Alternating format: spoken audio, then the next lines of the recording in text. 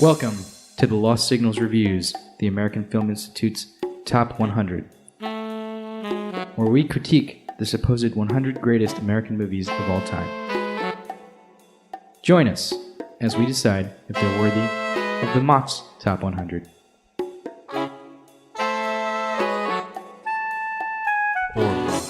Good evening and welcome to another presentation of The Lost Signals discusses the AFI Top 100. My name is Chris Morgan. I'm here with Scott Thurlow. It's just The Lost Signals, buddies.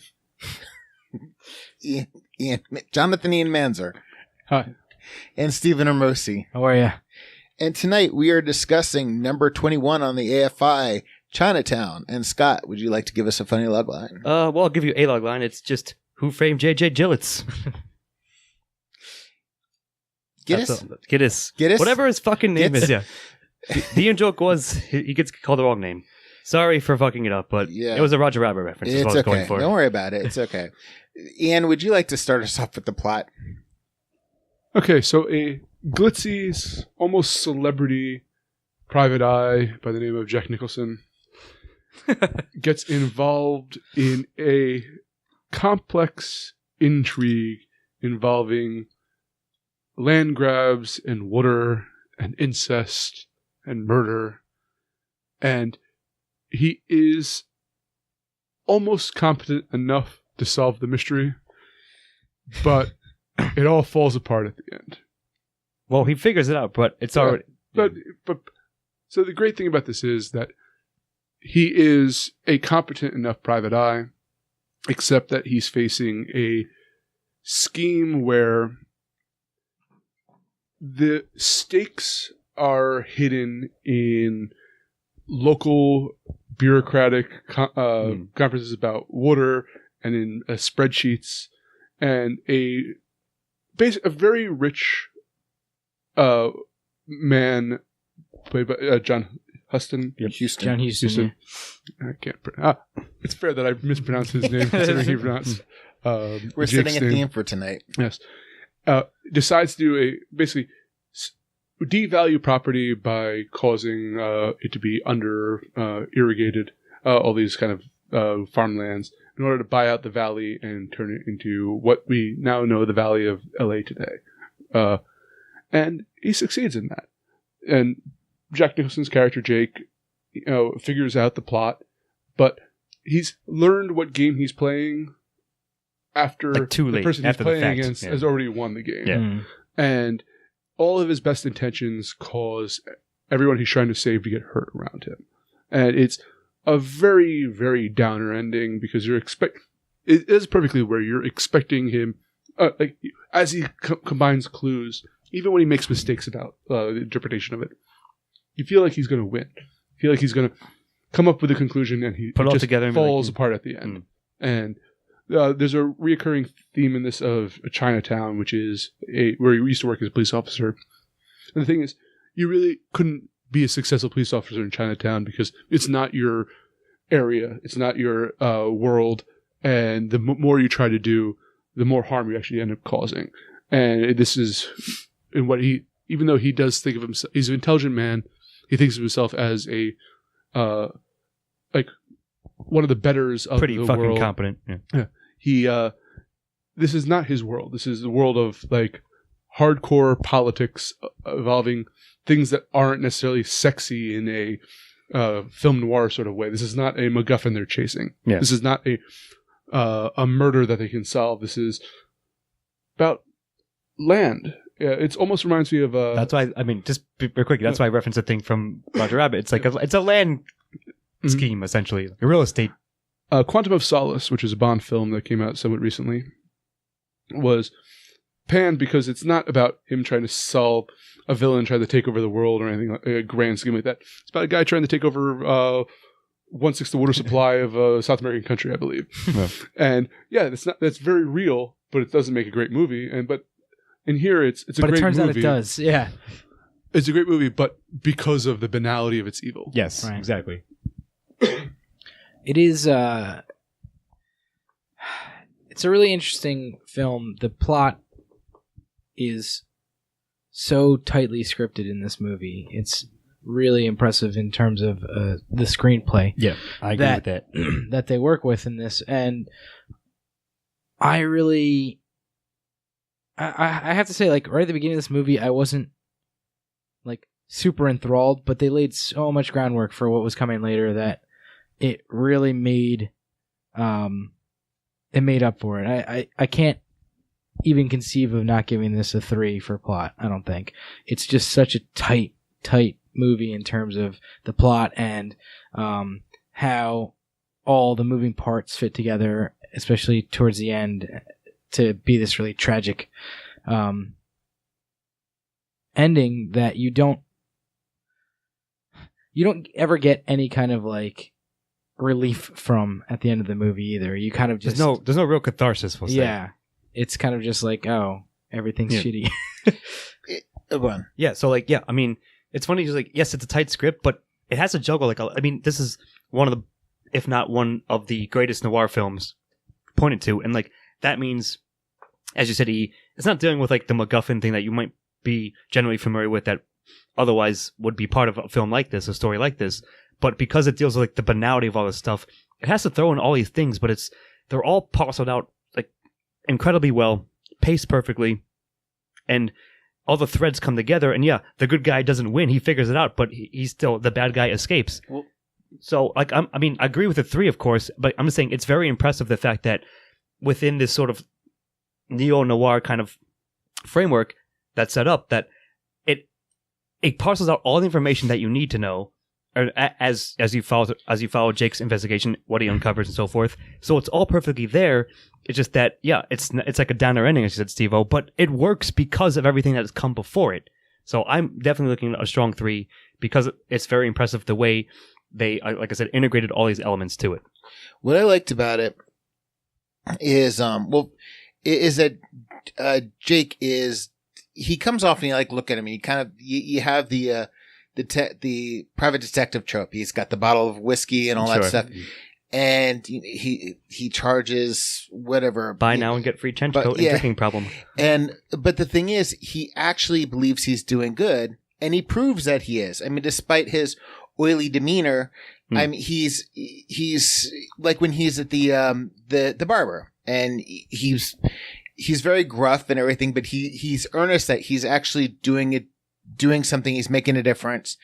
And this the land scheme that's going on is kind of like the thing he was after, but the thing that he got attached to emotionally was Faye Dunaway's character, and that was kind of tangential to that plot.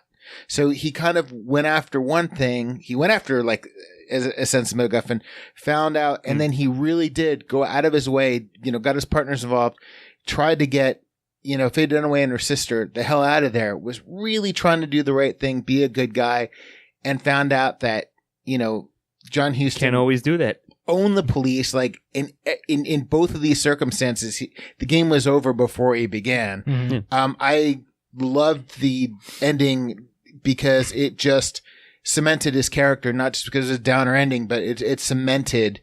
It was a tragedy, and it was his tragedy. And I'm with you guys. I have to give this thing a 3. So 2 points quickly. It is his tragedy because it really is a testament to the fact that, not that I think he didn't come across as thinking he's smarter than everyone, but he had such faith in being the hero in a sense that everything would work out, and he caused a lot of the issues later on. Faye Dunaway would still be alive if it wasn't for his attempted to bring everyone together for his Columbo moment. Yeah. Yes. But every single thread he came up with, as you're bringing, they weren't red herrings per se. They were even more insidious than that, because they were still pertinent. They're pertinent threads, but he was beaten by John Huston, or they just didn't matter in the long run. Second point is that Thor should have watched Chinatown. And I bring this up for saying that I think if you want to make a modern equivalent to this, Endgame is a really good one, in the fact that a bunch of heroes who think they're doing the right thing are outwitted by a better villain. And the fact that Faye Dunaway shoots John Huston in the shoulder when she should have gone for the head. She was always go for headshots. Exactly. Might be a theme. So I think this was really well done. This was actually my first time watching the film, and like I said, I really loved what they did with the plot. What I thought was interesting, and maybe this will come up a little bit in themes as well, but I guess it's worth mentioning here, is like there were supposed to be 2 other movies that came out after this, both involving Geddes as the main character. So this movie was about water. They're all about like limited resources. So this movie was about water. The next one was about oil, which Jack Nicholson actually ended up directing in 1990, and got panned. 2 Jakes. Yeah, the 2 Jakes. And then there was one called Geddes versus Geddes that was supposed to come out but never did because the second one did so badly. That was about land in general. Like, kind of seems like that was the one that was going to bring them all back to the beginning and kind of back together, because there is that whole thing about the land grab here in order to get control over the water. So I guess that maybe that kind of brought some things into perspective for me when I did a little more research after watching the movie, and just wanted to kind of bring that up. But yeah, that's it for me. I'm giving it a 3 for sure. 3's all around. Yes, obviously. Okay. This is getting a 10, by the way. I'm gonna it's one of my favorite movies of all time. I'm gonna say in style, but for sure, like the narrative itself, the plot as it breaks down, I think deserves a very strong 3. And Stilo, would you like to talk about the themes? Sure. So there is a very strong theme of kind of the powerful always stay powerful and always win, which is kind of what you see at the end of the movie when John Huston comes out. Not only does he get the land that he was after, but he takes control of his daughter/granddaughter at the end of the movie, which is by far the more depressing part of all this. That he kind of just grabs her out of the car, and it's almost like not in focus because there's a dead woman in the car right in front of that all happening, but it's when I saw that happen, I was like, oh shit, this is bad for her. And like this really tragic character is just going to have an even worse time in the future because of the way that this all played out. And they talk about this, or the movie kind of goes into this like throughout, where just kind of if you have enough money and power, you can get away with whatever the hell you want. Literal murder and anything else. And that's a really strong theme that is always going to be the case, but is, I think, pertinent now as much as ever. And the other one, I thought they had an interesting like take on ecological, like the ecological state of California, even like they're talking about droughts in the 30s and things like that, which have a strong parallel to what's going on right now, although probably worse now. But you didn't see stuff like that very often in films. I mean, I still don't think you see stuff like that very often in films, and I think it's something that it's few and far between. I wish that filmmakers would talk about more. If you want to see something to that level or something similar these days, I guess First Reformed from last year, but like I thought that this did a cool job of showing the dry riverbeds and telling how they actually played into the plot, like playing this theme of the drying of California into the plot of kind of stealing water from people who needed it. And I thought that was a great aspect of the screenplay from the early 70s that, I don't know, I'm surprised to have seen something like that this early. So. Sure. I mean, I think you mentioned it. For me, like, yes, all that's definitely there. Like, the reason this movie is highly touted, and we're going to probably praise it pretty extensively, is that it handles a lot of this stuff. So, like you said, the banality of evil. It's just like, it's not like that grand of a thing. Like, it is and it isn't, right? Just one guy wants to basically control the water supply, and this is his scheme and plot to do it. And guess what? He did it. He wins. And no matter, despite all the best efforts of the sensible hero. Just to quickly, justice doesn't have to prevail. Yeah, exactly. Yeah, for sure. So, like, that's definitely integrated in there. And, like, the ending, solidifies it, as you said, cements it pretty much. So, yeah, I mean, I'm giving themes a very strong 1 because all that stuff is juggled, and there might be something else what do you think about themes, Chris? Anything we missed or to add on to? No, it's I think you guys covered it. I think this movie went places I hadn't considered it was going to go. I think some bold moves for sure. Yeah, in a lot of ways, it was so much ahead of its time. Again, talking about the ecology, talking about the banality of evil. I really like that.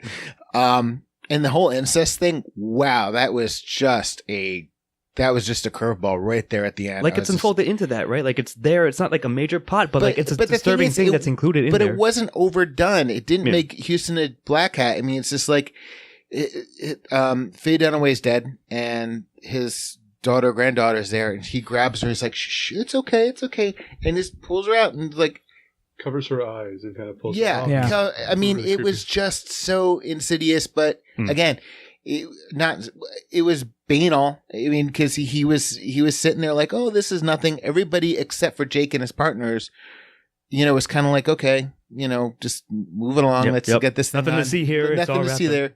Well, his foil in a way of the police lieutenant was also as in over his head as Jake was in the situation. Exactly. And both of them, in different ways, didn't realize it until it was far too late. Yeah, that's a good point for sure, and I think it adds on to the thematic elements. But I'm stealing this from Roger Ebert. Okay. He didn't say this as a definitive fact. He just kind of alluded to this, that it might be an influence. But 5 years prior to this movie being made, the Manson murders happened, and where Roman Polanski's wife died. Who was the director of? Yeah, who's directed this film. And he was suggesting that the despair involved with this and the fact that bad people are successful sometimes. There's not necessarily that, not that there's no like good and bad to morality, but it's that just life sometimes rewards bad people and punishes good people and have Faye Dunaway, who's a very, very tragic character, unceremoniously shot by a police officer while trying to save her daughter's sister. It's terrifying, but there's something that might have had an influence in the direction he took with this work. And I don't know if I 100% believe that. I just think it's an interesting thing to I consider. think it can be seen, but for sure, like even if we remove that aspect, like the bad guys winning over the good guys, like sometimes it happens in real life, and that's just what the movie portrays. So, and your best, noblest intentions. Exactly. Yeah. So I'm giving it a very strong one if it hasn't been clear, and I think we probably all are doing that. Okay, I agree. Yeah, one's all around. And it's to me with antagonist, which comes to John Huston, I think his character name is Noah Cross. His name is Noah Cross. Yes, and he's a kindly old scumbag. I mean, he really. I mean, well described. He always has this coldness to him, but it's. He's affably evil. Everything's kind of matter of fact. Like I said, he's not like this mustache twirling guy. I really liked it when they're having lunch in the stables, and he's like, where they eat the whole fish, and he gives Jake the head, and he goes, "I like to keep with the heads on." And it's just, I don't know, it just as long as it's not a chicken. Yeah, as long as it's not chicken, and I'm like. I don't know, just all of his little mannerisms just seem to say so much about his character, whether or not there's an A to B correlation of symbolism. It's just his character always has that thing about him. He's got certain oddities about him that he's very comfortable with. He's very comfortable with what a dickhead he is. Comfort is the perfect way to describe him. He's 100% okay with who he is and what he does. Yeah, and he knows he can get away with it. But the thing is, knowing he can get away with it is different than like. I get what you mean. Like, this is the way. I am powerful. This is the way. Like nothing can actually. It's because I don't think knowing he can get away with it implies it's that it's so ingrained in him now. I'm saying it's like sort of both of those things at once. It's like it's not even that he's getting away with anything at this point. It's like he does what he does because he's basically a fucking force of nature, and like he just is who he is in his own mind, at least. Like obviously, we as the viewers are like, "Fuck, somebody fucking take this motherfucker down." But like, I think that in his own mind, he is just the way that he is. He's perfectly comfortable with it, has no intentions of changing, and has no intention of letting anyone take any of that away from him. And he's even got the farmers that he's like dicking over, like on his side, like when they were chasing him down the orange grove. And basically they turn him in if Jake gets caught, but wasn't Noah there too? Didn't he show up? He wasn't in that scene. They contact Faye Dunaway, who's Noah's daughter, she brings him back. Right. She was his employer. Yeah. But anyway, he's basically got people he's exploiting on his side. He's got the cops on his side. I mean, he's charismatic in his own. Yeah, like I said, he's FOB evil. So, I mean, I agree with all that. John Hutchison does a great job. Of course, he's an amazing actor. So, but because of the nature, again, going back to this as a noir film, they set up like a lot of. So you might assume that even the guy Jake's given to investigate at first is like involved in some shady shit, but no, he's trying to trying to figure out what Houston is up to, or what Noah Cross is up to, right? And then there's also like the other middle manager guy at the water plant, the water and power. Like they set him up like very quickly enough. But I'm just saying, because of the nature of a story like this, of a detective noir, they have to sprinkle in it could be him, it could be this guy, right? But it turns out to be Noah's tentacles reaching out to... Exactly. Yeah. And that's what I'm getting to. Because of that exact thing, that's why I think, on top of everything else you guys just said, that's why it's so fucking effective. Mm-hmm. So that's my final... Yeah, I'm giving him a 1. I'm giving him a 1, of course. Just because, as I said, the comfort he has with... It's so effective, it's so realistically believable. Yeah. One of my favorite lines by him, just want to say this quickly, is when Jake's like, how much money do you have? And he's like, I don't know. It doesn't matter, yeah. Yeah. What doesn't he say after that, I don't know, how much is it going to take, or how much do you need, or something like that? Yeah. Yeah. Yeah, it's he's a great villain just because he is so matter of fact about his own villainess. Like you said, Steve-O, he's a fucking force of nature, and he sort of knows that in a sense. Yeah. And that's just what he's just going to do what he's going to do. It reminds me of an evil noble, and he views people as his peasants. And it's no, this is the way of nature. Right. This is. Yeah, exactly. No, I agree. So we're all giving it 1? Yeah. Giving him 1? Yep. Okay, yes. And Scott, protagonist to you, bud. Jack Nicholson as JJ Jake. Yeah, man, you said, he views himself in a certain way, which the movie sets up clear enough, early on. And, yes, he certainly has the best of intentions. The problem is, it's clear to us as an audience, about maybe a little less than halfway through, he's totally out of his depth. He has no idea what he's doing with. He thinks he does. He thinks he's doing good. Oh, shocking down leads. And he's a good detective. The film shows us that for sure. It's just that he's dealing with something that is so beyond him that by the time the ending comes, he realizes he's been played the whole fucking time. But as a character, I think he's excellent. Of course, Nicholson is an amazing actor. We've said this in many films. We've done a number of films with him in it, and it's always going to be the case. But even so, even alongside that, I guess I'll say, the script does a very good job of making it clear, giving you a clear picture of who this character is and how he sees himself, how he conducts himself. And yeah, sure, he can be a little smarmy. That goes hand in hand. Again, it's Nicholson acting, and also, again, what the character, the interactions that they give him to do. And yeah, I think he's very effective for sure. He has an arc, or at least he comes to a realization about himself and about the situation he's in, about the city in which he works as a whole. So I think I don't see how you can give him a 0. I think it is very effective, and he does a great job, and you follow along his story. Like I just said, and like Ian pointed out, he's trying desperately to do the right thing, to figure it all out. And he technically does that. It's just that sometimes the world doesn't work that way. Sometimes that guy doesn't win. Yeah. I think he's a perfect protagonist, to be honest with you. Because, as I often said about the antagonist doesn't always have to be an antagonist. Antagonist can also be a catalyst. As a protagonist, he's also a catalyst, as you brought up, that Faye Dunaway's character would still be alive if his good intentions weren't paving the doors to hell. Yeah, for sure. But that's what I'm saying is he's a perfect protagonist because the more he uncovers, the more he causes. I mean, it is totally a tragedy, but I don't really have much more to say than you said, Scott. I just think he's a perfect protagonist. Yeah, I think he is a great noir protagonist in this, and that's especially what everyone in this film kind of gets right, and it comes down to Nicholson doing this role.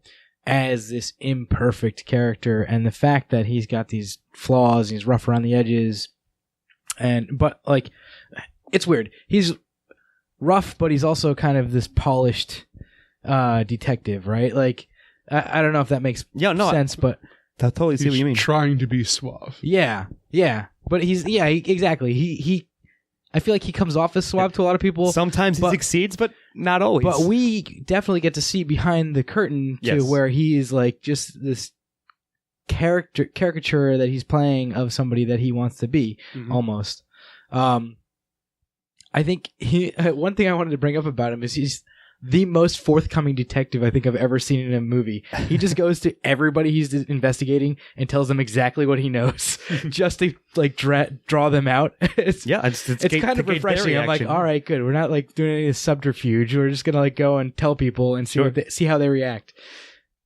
Except that his entire character is subterfuge in a lot of ways, as you're bringing up. Exactly. One of my favorite parts is he sometimes pulls out very. I forget the actual like. $10 words. Do you know that term? Yeah. Or something similar to that. He pulls them out occasionally, but more often than not, he's telling a dirty joke or he's about to curse and then has to stop himself. Or like apologizes. Like or like tell a secretary, he's like, oh, could you leave the room? I got to tell this.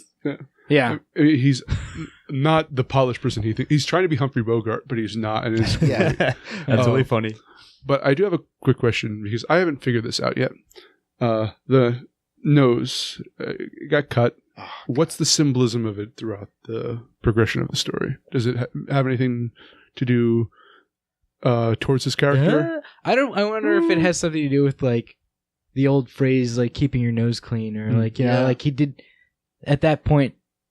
Keep your nose. He was trespassing technically, yes. Or like there's a phrase that goes like, damn it, I'm gonna forget it now. Like like. It basically means your nose is cut, But I don't know. I don't know exactly what they were going for in that. I do know that the knife guy, who I think was only in that scene, was Roman Polanski. Yep. Yeah. And Roman Polanski doesn't go around cutting people's noses for no reason. They at least as far as we know. I read an interview about that scene, and like apparently it was so difficult. Like it was a really involved like trick scene with a trick knife and stuff. And they explained it a bunch of times when people asked them about it. And eventually they got so sick of trying to explain the whole thing, so they just started telling people that he actually cut his nose. That's a good trivia. But no, like, I mean, I didn't really think about like that aspect, like how it relates like thematically to his character. It just was something that didn't cross my mind. So much it's the two-faced thing where one side of him is polished and it could be like, or like, maybe it's a turning point, right? So like, as you said, Sivo, at that point, he's now committed, like he's crossed a certain line, right? So then it's obvious to everybody, and then afterwards it comes off, and like now he's like scarred, marked forever in the wake of it. But maybe that's like the best way I can answer it. But interesting question. I am glad that it follows him around for the rest of the movie, though. Like too often in movies like this, somebody gets shot in the arm or something, and then the next scene they're fine. Like, but yeah, I'm giving him a very strong one for sure. If that wasn't clear before, yeah, very strong one. Okay, good. I wanted to bring up one other thing. And I will. I posted a picture on Instagram the other day on our Instagram about this, but there are scenes in this movie where young Nicholson looks a lot like Leonardo DiCaprio, and I couldn't get over it. I guess. Yeah. If you say so. No, I guess I can see it in retrospect. I'll show you the picture later. All right. I don't look at our own Instagram.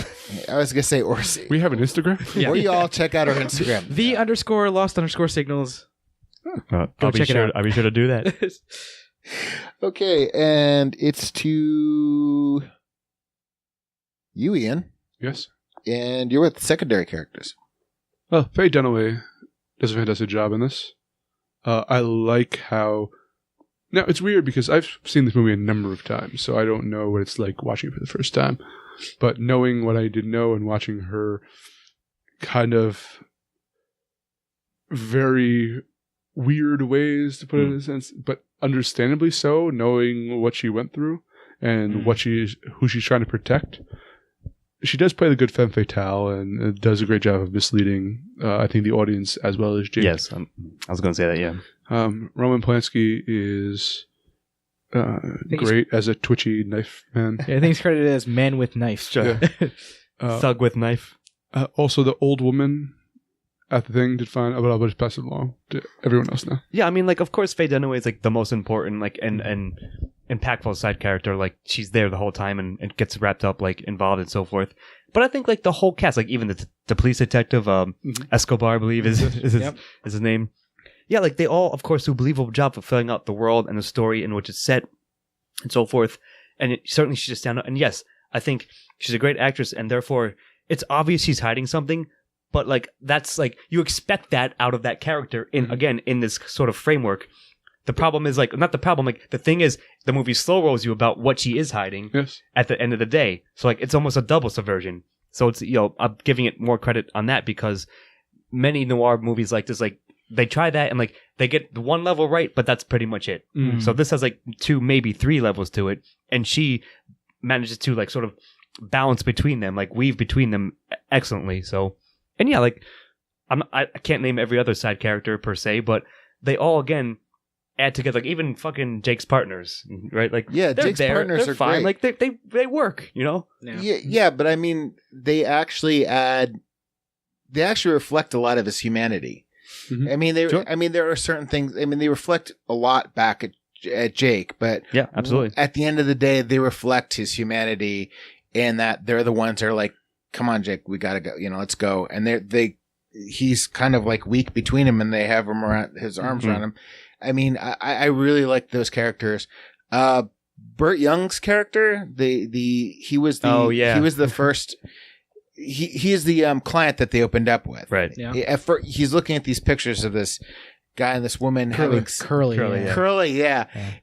having sex in the woods, and you can't tell if he's whimpering or snickering. And then it turns out he's whimpering because that's his wife. And then later when Jake goes to brutal callback, drive his, go get his car, it finds out, his wife's got a black eye now, which it's like, it's weird because on the one hand, it's like Jake kind of ignores that to get to this bigger problem, which is another thing. But yeah, no, Curly was, I'm not going to defend him hitting his wife any more than I'm going to defend her having an affair. I'm just going to say that his character I found interesting. Mm-hmm. Yeah. I have a couple others that I wanted to mention. So Hollis Mulray, good call. Played by a guy named Daryl Zwirling.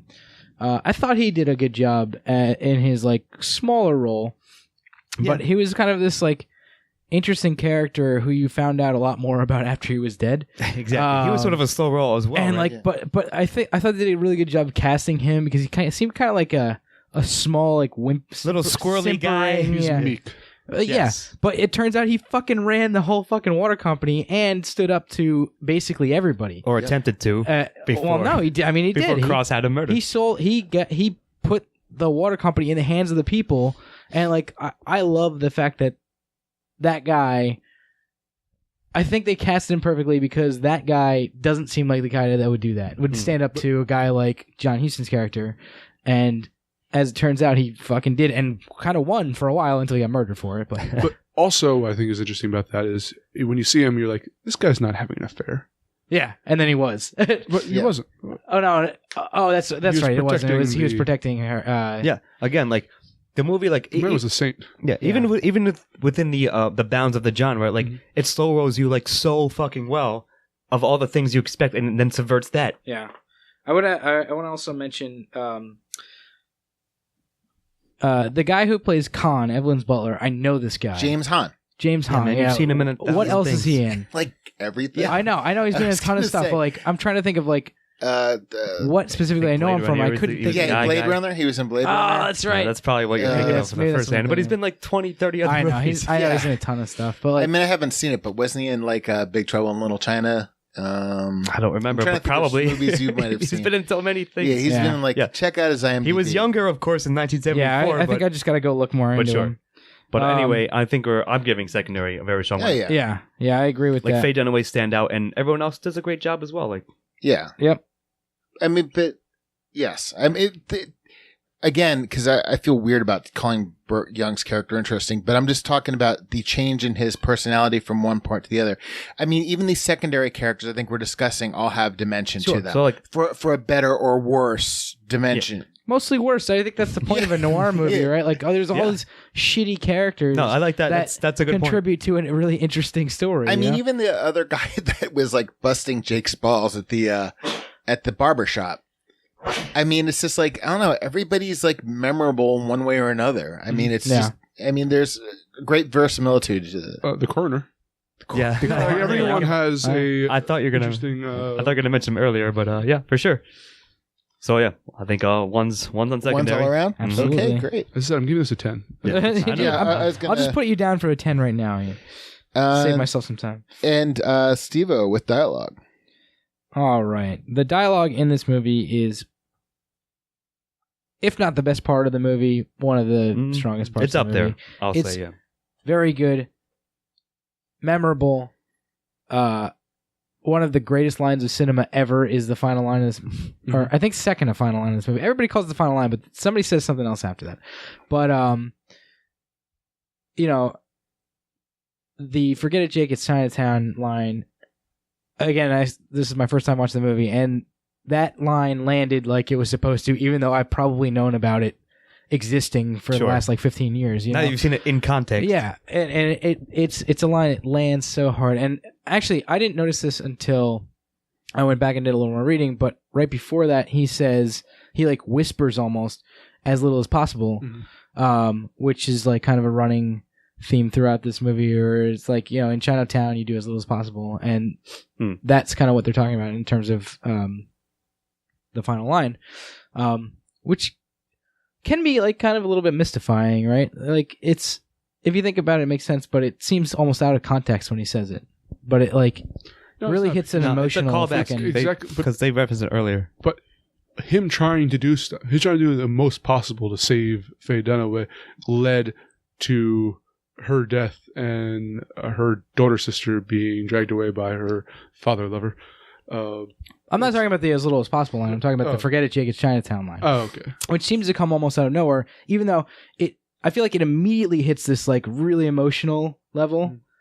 But when you if you're trying to think about what it actually means, it's a little bit difficult to like connect all the dots to get there. Well, I mean, I get you. I get it. I know what they were trying to say, kind of at the end, but I think it works on two levels there, because one, it is a callback to the theme of everything I was just saying, but also the fact that he disappeared into Chinatown. Like, you're not going to go find him, right? Like, or just forget it. Like, you're not right.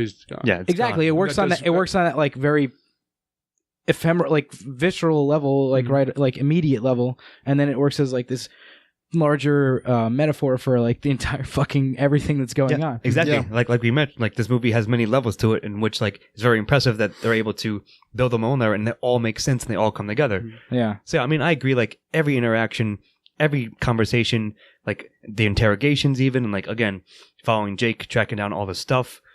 It's all perfect. Even like the side interactions when he goes like the fucking Hall of Records, like that was like almost like a bit of a comedic. That like, was great. Like shit like that. Like it's all fantastic, and there's not a wasted word at whatsoever in this film. So again, like the script, like you said, Steve-O, is just so tight, like so perfectly fit in there. Like they knew exactly how they wanted to shake down, and they executed it phenomenally. That's all I really, my rant about dialogue. I'm obviously giving it a 1. I'm giving it a 1. No, because I'm going to tie it into what I have to say about style. All right. Well, isn't that about to be you? Yeah, that's about to be me. Do it up. What I just took some notes down that they knew they were making a noir film, and they had from the opening credits, because in older films all the major credits were before the film, and then at the end there was a shorter list. The font that they used. They knew Jerry Goldsmith's score was sporadic but perfect. Every time it appeared, typical, perfect, yeah, and atypical at the same time. But that to me is what this film is. It's a noir film where they have all the trappings of it, as with dialogue, but they don't go into parody. They make it very naturalistic. Whereas I was going to say with dialogue, you've got a combination of the noir dialogue plus some perfectly naturalistic stuff, like the thing in the barber shop. Again, Goldsmith is probably hands down my favorite film composer, and I was just astounded Because like I said, they would have those sweeping strings from the noir, and then there'd be these weird little punctuations, which is one thing I always loved about his music, was that he would always take a left turn when you least expected to. And every time he did that was when the film would take a left turn. That was gonna say kind of like the movie. Yeah, exactly. This film I loved the style of this film. I mean, just everything. I loved the sound design. I mean, I love the costumes. I mean, obviously, it's era specific, so they had to have a lot of those things. But I mean, the film is beautifully shot. The scene between Jack Nicholson and John Huston having lunch there. I mean, there's something very. I just enjoyed that scene. And there wasn't much to it, but it was two guys, and there was so much subtext and so much going on. But I just love that scene. I cannot say enough about the style, and I mean, I love this movie, and it is definitely a movie I'm going to watch again because this is my first time watching it, and to see all these pieces come, to see all these pieces come together, I'd like to watch it again. Again, style is very strong in this. I'm giving a very strong one. I just loved this movie. Yeah, I don't have much more to add, but yeah, it's impressive. Like you said, they know what they were going to do. Like going into it, they knew exactly what kind of movie they wanted to make, and like maybe I'll bring some levity. Say what you will about Roman Polanski, at least he knew how to make and shoot a fucking movie. So it looks really good. Like the sweeping shots. It almost like reminded me of, like, I was going to say like Spielbergian, and like clearly Spielberg like studied like this kind of shit. But yeah, it all works perfectly well, and you spoke extensively about the soundtrack, and I agree with every point that you had to say about that. Yeah, it weaves itself in very, very nicely at the points it needs to, and then it backs off, and then when the plot and the characters like discover or change something, then it comes back. So yes, to me, I think style is probably the strongest point of Chinatown, and I'm giving it the strongest one. So I have two scenes I want to point out to what I think are phenomenal representations of what I think a private eye has to act like.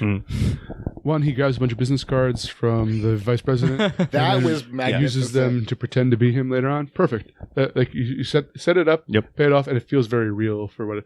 Then he breaks the tail light to track the car. Again, not necessary, for narratively, but it's what he would do. You could have just had him tailing the car, and it was about, but actually showing what he would do, as you just mentioned, Scott. And the pocket watches too. Yeah. Yep, that was solid. Yep, you're right. Yeah, all those little like little attention to details, right? Little nuances. It's very believable. Really, and I like the fact they didn't overuse the card. He took a bunch of cards, but only used it once. Yeah, really well done in terms of all that stuff. The cinematography, great. As you mentioned, the music, Chris, was really good. I was reading, and the trumpet solo is done by respected Hollywood studio musician Yuan Razy. I don't know who that is, but I figured you may. I do not. So I figured I'd bring that up to it you. certainly was good trumpet work. Maybe man. I'll send you the info later. I used to play check trumpet when I was in grade school. Yeah. Man. But I loved those trumpet solos. That's why I was looking that up, because it really, like, I don't know how to say this. It like almost took me out of, but put me into, like, it took me out of the frame of mind I was in right before that and put me into the frame of mind the movie wanted me to be in. The fact that it's difficult for you to say, I think, is a credit to the effect of it. And it is like it is a really nuanced soundtrack in terms of all that. But and just the feel, the emotional feel that I have throughout this movie as things change and like you learn a new twist or whatever as you're going through is just really, the tone shifts are really well transitioned. Yeah, I mean, Roman Polanski, obviously a piece of shit, but he made a fucking great movie. But he made Chinatown. Yeah. Say what you want about him. And Rosemary's Baby. And Rosemary's Baby, yeah. So I mean, yeah, it's a director who was at the top of directing at that point, you know. But yeah, that's style, strong one. F&A. All right. And Scott, do you recommend this? I absolutely do. Yes, Chinatown is, what is it, number 21, right? Correct me if I'm wrong. Yep. 21. AFI. Yeah. So like it's like just on the cusp of being in the top 20, and yeah, that's where it should be. And like Ian might argue, maybe some of you, the rest of you might argue for being a little higher. Regardless, it's one of the best films, American films made, especially within the noir genre, and it's a template in which the generation afterwards took many, many things from. Like we did a thing about LA Noir, a couple other things. Mm-hmm. You can point to so many films. LA Confidential. Yeah. What did I say? LA Noir. LA Noir. LA Noir also ripped off too. Chinatown. Yep. Yeah. That too. For sure. Right. Yeah. No, you're right. But all I'm saying is like, yes, absolutely recommend it. It is a film that deserves to be watched and has in fact earned its place on the AFI and what number it sits at. Another movie that probably would never existed without Chinatown, The Big Lebowski. Yeah, for sure. Yeah, of course. You know? But yeah, man, like if you haven't seen it, go watch it. It's easily available on a couple of streaming services and it totally stands. So I can't say much more. I definitely recommend it. Mark it a 1, dude. You got it. For me. I recommend it as well. I definitely want to see this. I can't believe that you, Chris Morgan, have not seen this before. I can't either. I watching this film, I'm like, I cannot believe I haven't seen this before. But yeah, I just wanted to say, I didn't mean to cut you off. I'm definitely going to watch this a few more times. Well, you heard all the negative things we had to say about this film. So go watch it instead of watching our bullshit. Yeah. Normally I'd tell you to watch us instead of the movie, but this is one of the times that I would highly recommend you watch the movie instead of us. But you've already made it this far, so screw you. You're in for a dime, in for a dozen or whatever. No, if I like the movie, I'll say watch the movie, then watch us. Yeah. If it's something like that shit, like I'm not going to name them, then I'll say watch us instead of watching this. You're wrapped up in the water scheme now. We're free and don't have we won't waste as much of your time. I'll tell you this: watch Chinatown. Don't watch Two Jakes. And I mean, I haven't seen it, but I hear and don't watch Jake versus Jake because terrible. it doesn't exist. Yeah, Gittes versus Gittes is or whatever also, it is. Yeah. It never made it to the screen, but yeah, this is a fantastic flick. Check it out. That's it. All right. Anybody have any final words? Oh, we've all given it 10s, right? Yeah. Yes. Oh, I'm so sorry because I was about Ian to says yes. Does it deserve a 10? Yes, I say yes, of course as well. Yeah, I definitely do agree. I would agree. I think this is a 10. In this movie. instance, this film is a pretty easy. It's a perfect film. Again, when I'm sitting here pointing out a scene where two guys are eating lunch, he was fucking enthralled by it. It was no, but that's it. It's just like it's every little detail of this film is beautiful. For sure. Yeah. So we're all giving it a 10? Yeah. Yep. All right. So that gives a 10 for Chinatown. And that stands. And does anybody have any last words? I do not. Nope. All right. I've said all the words I've got. All right. I've been Chris Morgan with Scott Thurlow. Gotta go make some land deals. Jonathan Ian Manzer. Forget it, Chris. It's Chinatown. Oh, man. And Stephen Ormosi. I don't know why I thought that would get that far to me. Yeah. Damn. You were never going to get to say that. Good night. See you next time. Editing and engineering by Christopher Morgan. Music by Christopher Morgan. Check us out on YouTube and iTunes for the shows, and on Facebook and Twitter for updates.